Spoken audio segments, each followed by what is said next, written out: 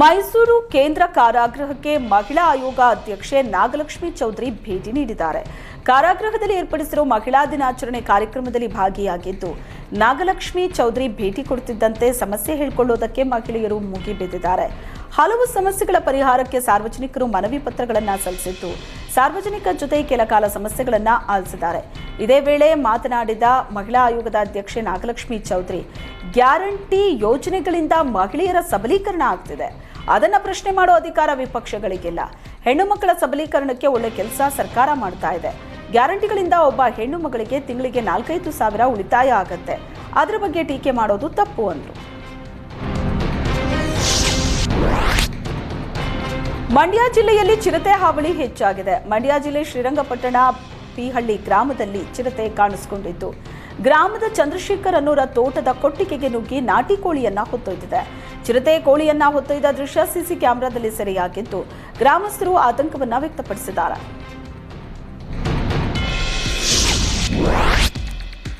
ರಾಜ್ಯದಲ್ಲಿ ಒಂದಾದ ಮೇಲೊಂದರಂತೆ ದರಗಳು ಗಗನಕ್ಕೇರ್ತಾ ಇದೆ. ಚಿಕನ್, ಮಟನ್ ಬಿಟ್ಟು ಮೀನು ತಿನ್ನೋರಿಗೂ ದರ ಏರಿಕೆ ಶಾಕ್ ಎದುರಾಗಿದೆ. ಬೆಂಗಳೂರಿನಲ್ಲಿ ಮೀನಿನ ಬೆಲೆಯಲ್ಲಿ 30% ಏರಿಕೆ ಆಗಿದ್ದು ಎಲ್ಲಾ ರೀತಿಯ ಸಮುದ್ರ ಮೀನುಗಳ ದರದಲ್ಲಿ ಭಾರಿ ವ್ಯತ್ಯಾಸ ಆಗಿದೆ. ಬೇಡಿಕೆಗೆ ತಕ್ಕಷ್ಟು ಮೀನು ಪೂರೈಕೆ ಆಗದ ಹಿನ್ನೆಲೆ ಮಾರುಕಟ್ಟೆಯಲ್ಲಿ ದರ ಏರಿಕೆ ಆಗಿದ್ದು ಹಕ್ಕಿ ಜ್ವರದ ಭೀತಿಗೆ ಜನರು ಕೋಳಿ ಮಾಂಸ ಬಿಟ್ಟು ಸೀ ಫುಡ್ಗೆ ಮೊರೆ ಹೋಗಿದ್ದಾರೆ. ಮಂಗಳೂರು, ಚೆನ್ನೈ, ಕೇರಳ, ಆಂಧ್ರಪ್ರದೇಶಗಳಿಂದ ಮೀನು ಪೂರೈಕೆಯಲ್ಲಿ ಕುಂಠಿತ ಆಗಿದ್ದು ಬೇಸಿಗೆ ಹೆಚ್ಚಾಗಿರೋ ಹಿನ್ನೆಲೆ ಮೀನುಗಾರಿಕೆ ಕ್ಷೇತ್ರಕ್ಕೆ ಹೊಡೆತ ಬಿದ್ದಿದೆ. ಬಸ್ಸು, ಮೆಟ್ರೋ ಪ್ರಯಾಣ ದರ ಏರಿಕೆ ಮಾಡಿದ ಬೆನ್ನಲ್ಲೇ ಇದೀಗ ರಾಜ್ಯದ ಜನತೆಗೆ ನಂದಿನಿ ಹಾಲಿನ ದರ ಏರಿಕೆ ಬಿಸಿ ತಟ್ಟಲಿದೆ. ಹಾಲಿನ ದರ ಏರಿಕೆಗೆ ಸರ್ಕಾರ ಸಿದ್ಧತೆ ನಡೆಸುತ್ತಿದೆ. ಅಧಿವೇಶನ ಬಳಿಕ ಪ್ರತಿ ಲೀಟರ್ ಹಾಲಿನ ದರ ಬಹುತೇಕ ₹5 ಹೆಚ್ಚಳ ಫಿಕ್ಸ್ ಎನ್ನಲಾಗ್ತಿದೆ. ಆದರೆ ನಂದಿನಿ ಹಾಲು ದರ ಏರಿಕೆಗೆ ಕರ್ನಾಟಕ ರಾಜ್ಯ ಹೋಟೆಲ್ಗಳ ಸಂಘ ತೀವ್ರ ವಿರೋಧವನ್ನು ವ್ಯಕ್ತಪಡಿಸ್ತಾ ಇದೆ. ಯಾವುದೇ ಕಾರಣಕ್ಕೂ ಹಾಲಿನ ದರ ಏರಿಕೆ ಮಾಡಬಾರದು. ದರ ಏರಿಕೆಯಿಂದ ಹೋಟೆಲ್ ಮಾಲೀಕರು ಹಾಗೂ ಸಾರ್ವಜನಿಕರಿಗೂ ತೊಂದರೆಯಾಗಲಿದೆ ಅಂತ ದರ ಏರಿಕೆಗೆ ಆತಂಕ ವ್ಯಕ್ತಪಡಿಸಿದ್ದಾರೆ. ಇನ್ನು ಈ ಕುರಿತು ಸರ್ಕಾರ ಹಾಗೂ ಕೆಎಂಎಫ್ಗೆ ಪತ್ರ ಬರೆದು ರಾಜ್ಯ ಹೋಟೆಲ್ಗಳ ಸಂಘ ಮನವಿ ಮಾಡಿದೆ.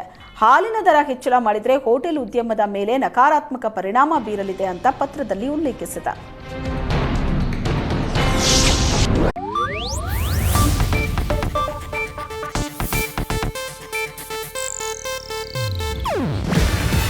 ಇದು ಏಷ್ಯಾನೆಟ್ ನ್ಯೂಸ್ ನೆಟ್ವರ್ಕ್ ಪ್ರಸ್ತುತಿ.